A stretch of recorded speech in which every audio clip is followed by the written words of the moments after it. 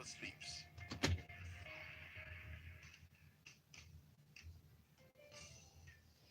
Good morning, Lagos. It's time for us to go into Freshly Pressed 981 here on Smooth Breakfast.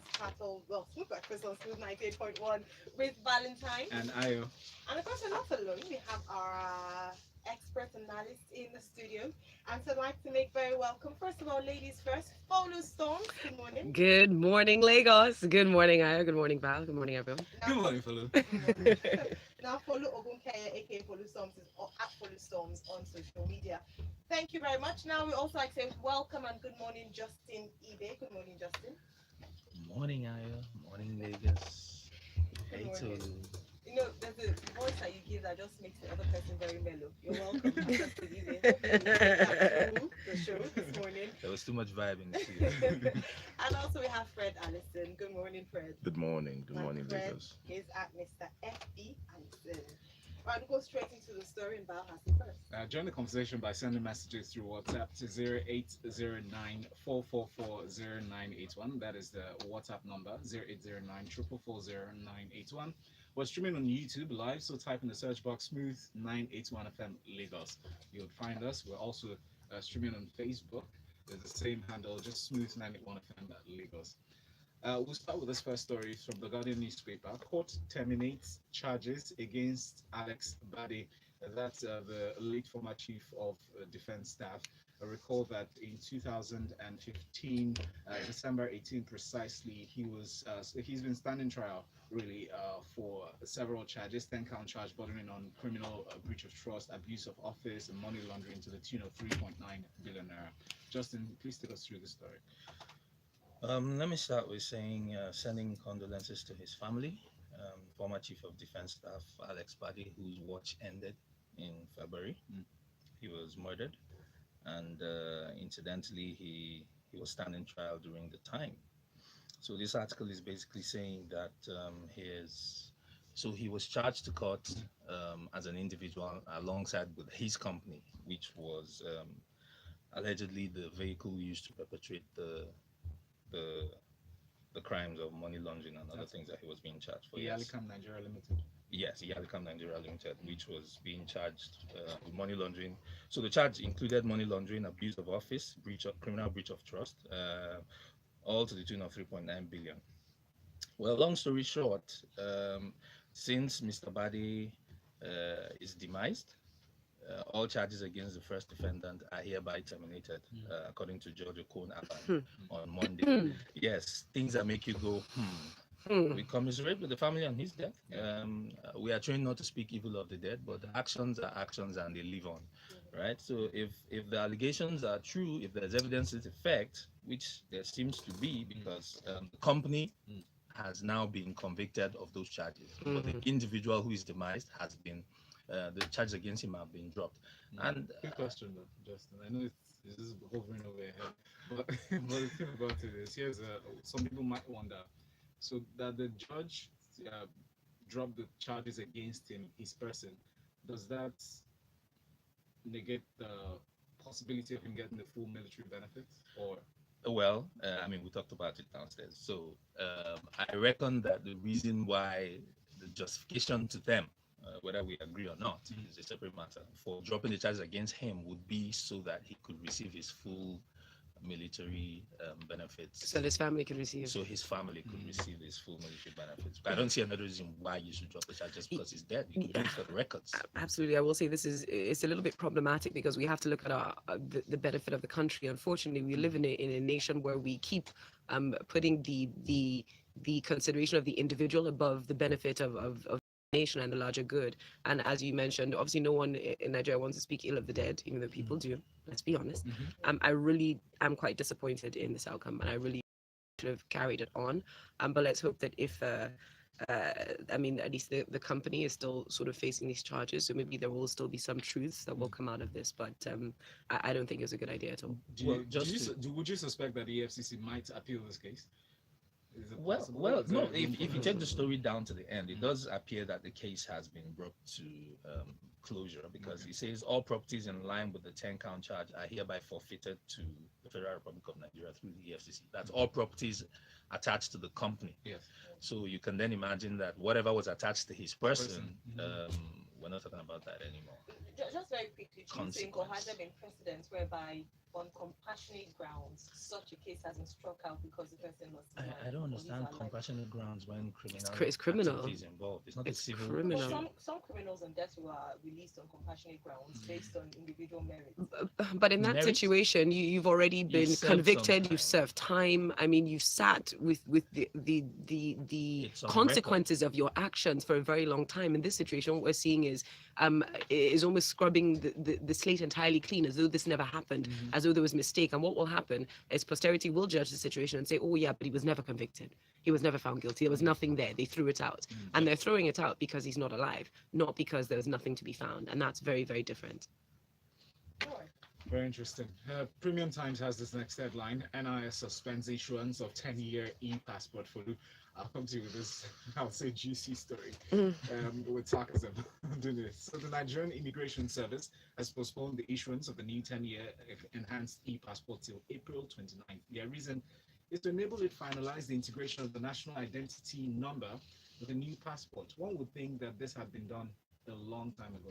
Well, actually, no, one would actually just imagine the way they talk about finalizing the integration of the national identity number, it would imply that we're close. There's nothing that has suggested to me that we are close to having any sort of harmony in terms of national data. In fact, it's something that we continuously claim about. I've got to go register for a national identity, I've got to, I mean, the bank has my numbers, all of this. Justin and I were talking downstairs, and I know that you do have you're a little bit more familiar with this particular situation, but what I will say as just an average Nigerian is that I think this is ridiculous. It should not be, and it cannot possibly be that difficult to harmonize data for citizens of Nigeria. It does not make sense to me that you are talking about suspending this until a time with no possible dates in the future where you will finalize, quote unquote, this process. To what extent have you gone? How far have we gone along? We still are not being given this information as a people, and I think it's really quite upsetting. So what happens to everyone else whose passports are running out in the meantime? What happens, and even till now, adult passports in Nigeria, what, a 5-year period, I think is ridiculous. It means go through that song and dance that everyone has to go through every 5 years. Why do we do it for 5 years? What's wrong? Why can't you just carry on and carry everyone along in the process? But Justin, I know you had something to say about this downstairs as well. Yes, it's one of those things that remind you of the anyhowness of some of our public agencies.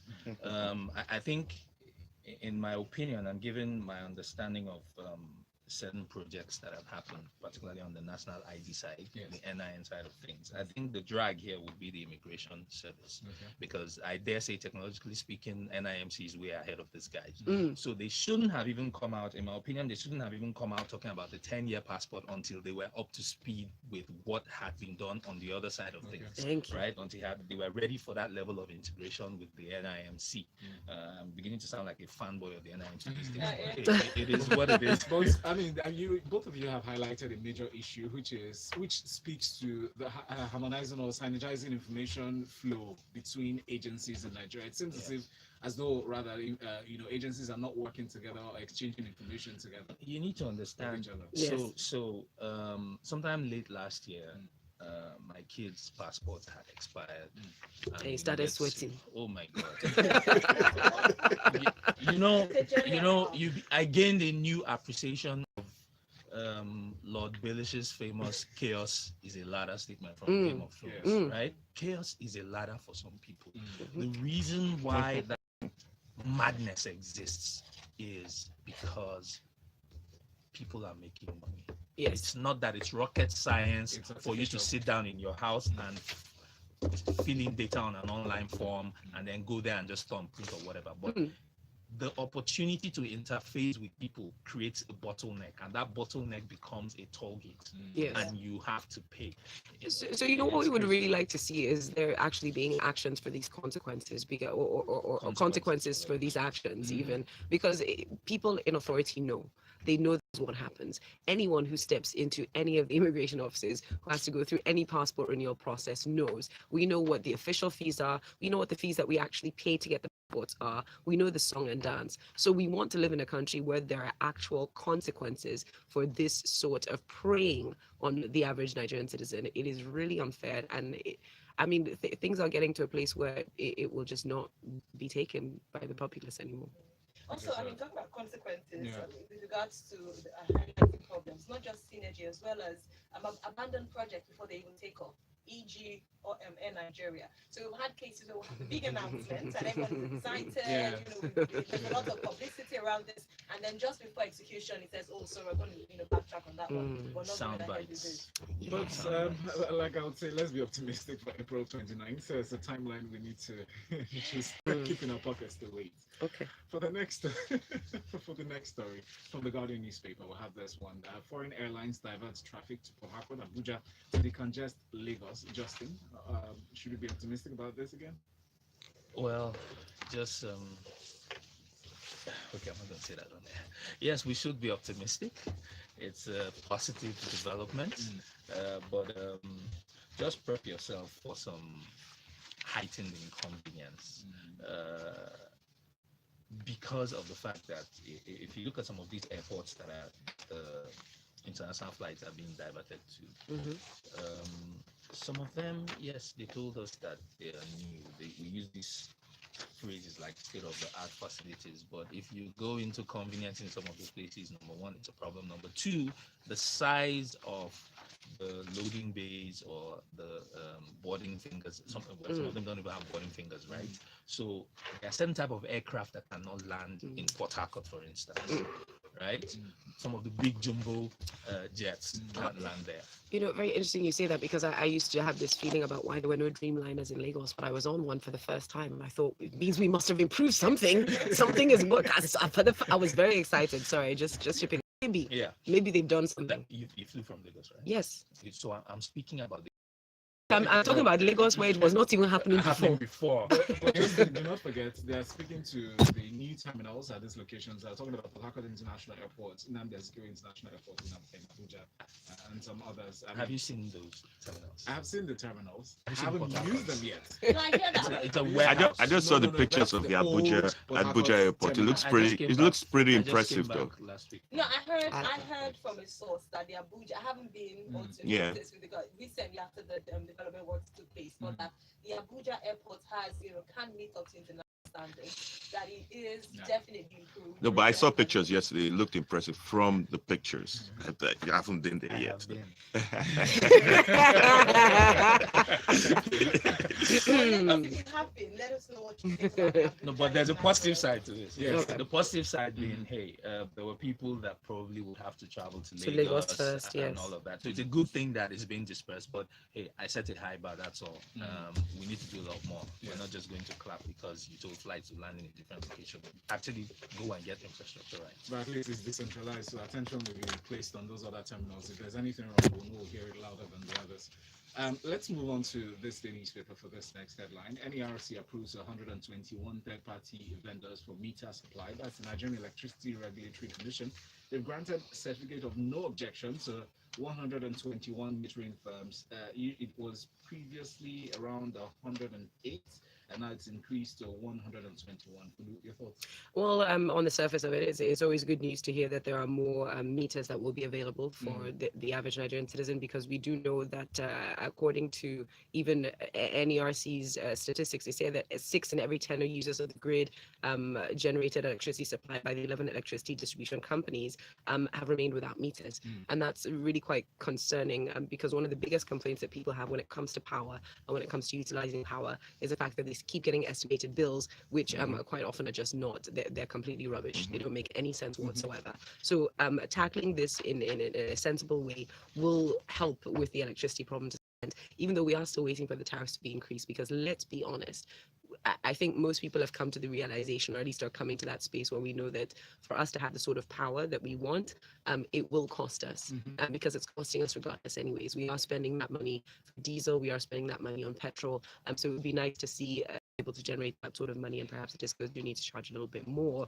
But having said that, approving or granting a certificate of no objection is one thing, getting it out is another. Because we know that out of 8 million people, 8 million people are subscribed to, make part of the customer base for the distribution companies, only 3 million to these meters. You know, and there's still a lot of complaints that are going to be coming through from consumers, and we still hear these sort of complaints where, yes, you know, I went and I paid for the meter, something hasn't come, or they're telling me it's not available, or they're telling me I have to pay beyond Or they say it's what already the in the initial month. cost was. Exactly. So we also want to know what regulation is in place to ensure that people who have been granted these certificates are not going to take advantage of consumers. What is the Consumer Protection Commission now? It's no longer a council, right? If I'm No, not it's mistaken, not. that changed Automatic, recently. yeah. Are they going to be a little bit more active in making sure that consumers are aware of their rights, are aware of what things should be, and if there's a problem, as Justin giggles, this is terrible.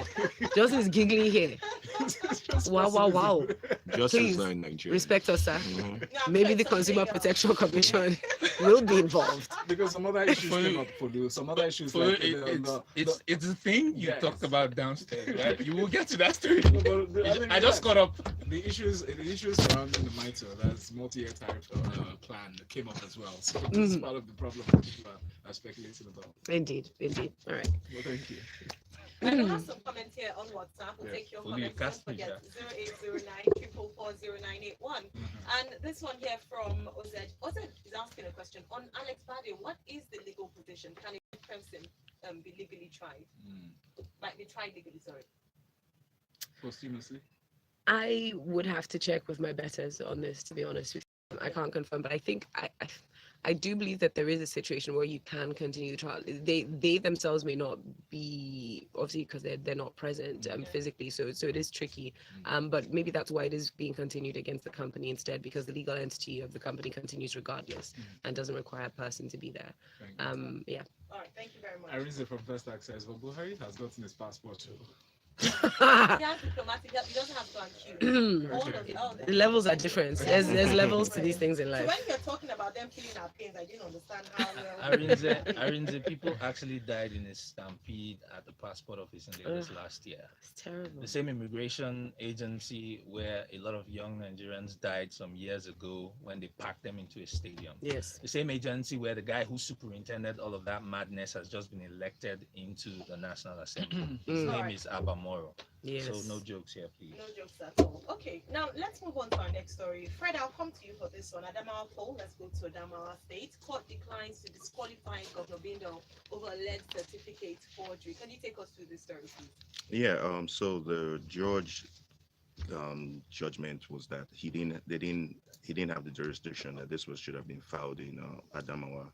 But when I looked at the all the stories leading up to this, it was basically they had presented the case, and the different parties had presented their positions, and this was when he was supposed to do a ruling.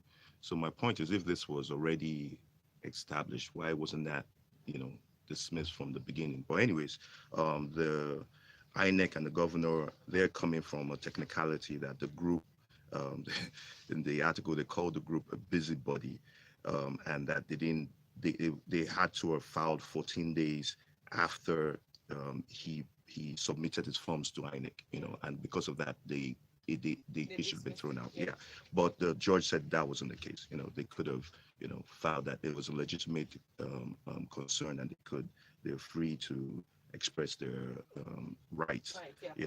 But it should have been done in Adamawa. All right. So it was a case of jurisdiction. So they took it to Abuja, and he thought, oh, it is a waste of our court processes and court.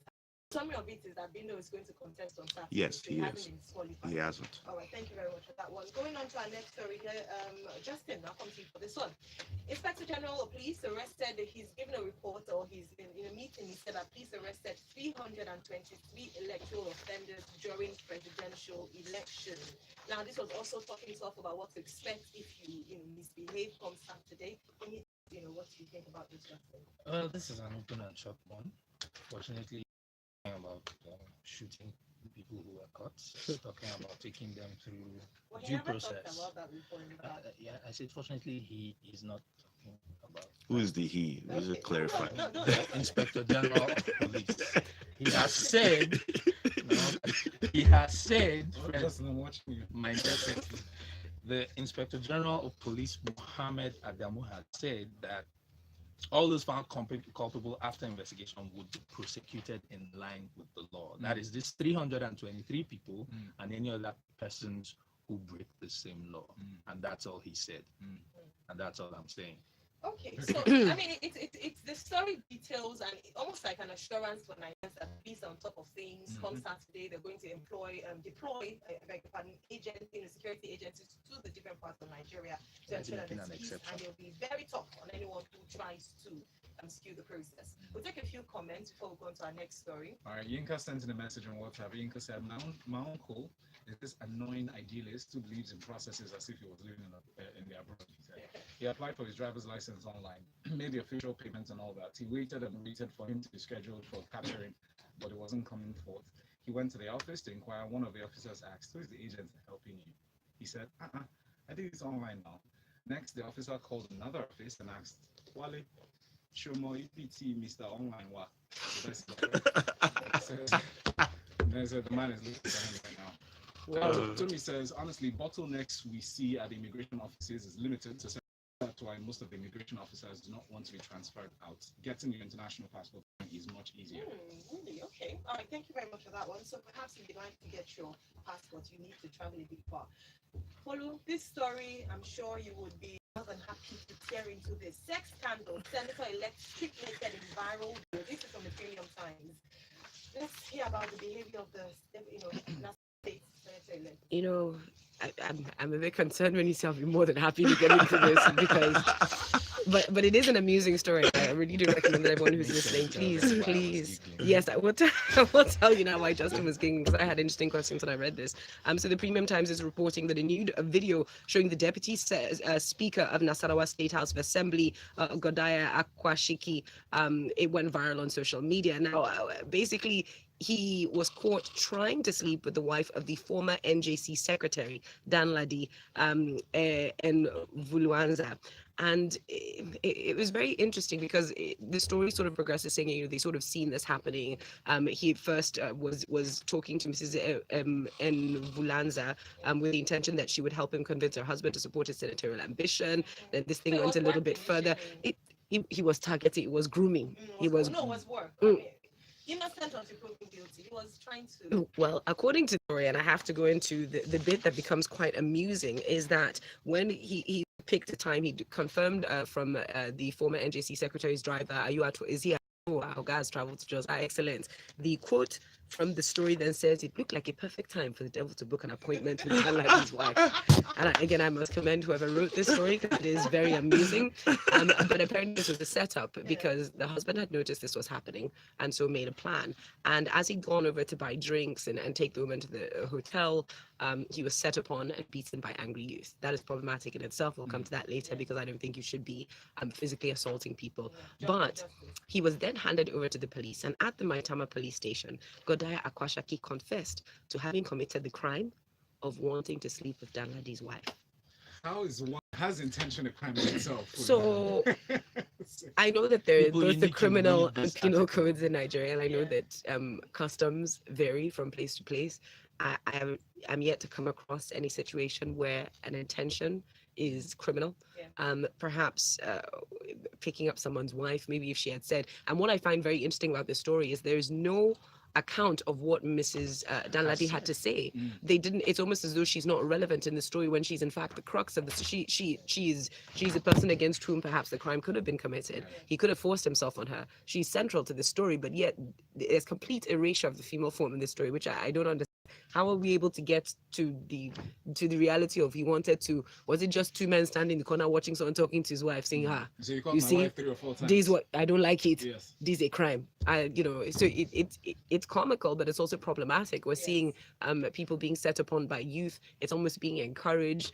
There's no testimony, as far as I'm concerned, from the alleged or would-be victim. Is there a victim in this situation? I don't really see the crime, and I don't understand how we've got to this. But what is definitely criminal, but for some reason I'm not sure anyone is paying attention to, is the fact that naked photographs or naked videos of this man are all over the internet. That is criminal. You shouldn't be able to do that to anyone. Do you think this could potentially jeopardize his standing as a representative? Senator-elect?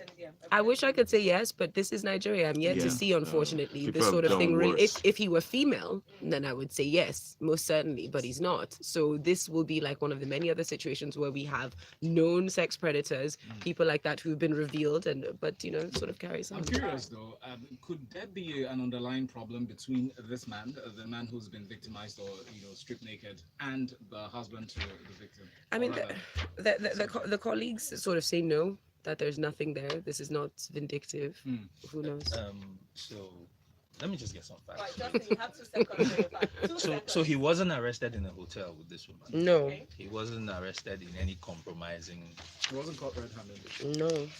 Was he? By What was the he caught doing actually in company of the woman? Yes, Allegedly? yes. That's all there is With to the this. thought And and and then he has confessed to After wanting being to- beaten after and being set upon beaten. by youth, yeah. But how did he get naked in the first place? Sonny Mike, he was stripped naked. Let's not talk Exactly. about it. Sonny Mike says IGP should have said that the police arrested 300 opposition. No. Big T says, well, sex scandal of the senator, did he attempt rape? Because in our laws, adultery is not a crime. She did willfully follow the guy. Him being assaulted, though, is a crime. The senator can press charges, Big T said. Let's move on. All right, our next story here, Fred, I'll come to you. Calls army to probe soldiers alleged abuse partisanship. This is from the New Telegraph, and it's just, again, in light of the elections, talking about what happened in the past, some army officials being accused of being partisan. What's your take on this? This is a good, welcoming story. But the issue is that these soldiers wouldn't be acting unless they were given orders, right? So if you're now persecuting the lower ranked officers, it's almost like they're just the ones that are going to be punished for something else that was. But another way, if you contract, won't you agree to do it? They force them to do it. Military is a bit different, so you have Are to you kind of. suggesting that they got orders from superior officers in the military? Yes, you wouldn't be acting on your own accord now. And when it comes to elections, no, you're going to be acting on orders from other people. So I if think there's that's- an investigation that needs to Yes. be thoroughly conducted and not just these lower ranking officers that are just going to be held I think responsible. that's a great point you brought out there, because there's a big debate around that. I remember when the president was credited with a statement 2 weeks ago, and then they asked the army chief, and he said, "When we take orders, if we're given an order, we go ahead." And people then said, "If you take an order against the rule of law, even though you know it's against the rule of law." So there are conventions. I think the Geneva Convention being one of them, and several others that Nigeria is signatory to, that actually hold a soldier responsible for obeying an illegal order. I mean, we've had cases of military orchestrated genocide, and people would cop out by saying, "I was obeying orders," and the whole world is saying, "No, you don't get away with saying I was obeying orders if you know the order you're being given to be illegal." Thank you Yeah, very much. but how many of this have actually been, enforced in Nigeria? All right. Okay, but thank you very much for clearing that and actually bringing that point out. Our final story here: federal government begins field level of Ogoni cleanup projects. Great news right there from the Guardian. Fred, again, I'm coming to you for this one. Yeah, so this is overdue, right? The cleanup of Ogoni land is Let's say that overdue. again. If you go into the oil producing regions, it's just been devastated. Their livelihood, their quality of life has changed. My issue is just that we hope this actually follows through. This has been long coming. I was reading a leading up article to this October last year, where the elders in the land were saying one of the contractors didn't even know how to get there. And then over $1 billion had been spent on awareness, and so the goal is this actually follows through. And the other article I read leading to this, which says that $177 million was raised for this. A total of $1 billion is supposed to be raised, and the rest of it is going to come from the refineries. So saying we're cleaning up, it's not just lip service. Justin, before you comment, because our time is far spent, I would say that again, as always, we want to keep a positive outlook. We will definitely keep our eye on this story and track the progress of this, cleanup by the federal government. But we'll take your comments right now before we call it a day. All right. Original Samuel from Ikorodu, sent him a message quickly on WhatsApp. He said, on diversion of flights, does this really make sense? Why would you divert my flights when it's not an emergency? I live in Lagos, bought a ticket to Lagos, and you decide to take me to Port Harcourt. Please, used to bear the cost of conveying me back to Lagos. It's well with my country. Amen. And Henry Manuel says, I just came back from Port Harcourt yesterday. Let's just say there's a whole lot to be done with those terminals, but I observed and I appreciate the baby steps being made so far. Happy to hear Folu Storms. And now, Eli here says, good morning. I bought a prepaid meter for 70,000 in January, and they refused to give me a receipt. I paid 35,000 for the renewal of my international passport. It took 1 month to come out as well. Try. Lagos, thank you for joining in, and special thanks to our analysts for stepping into the studio. Justin Ijeh is smiling at Justin Ijeh on Twitter. At Folu is at Folu Storms on all social media platforms.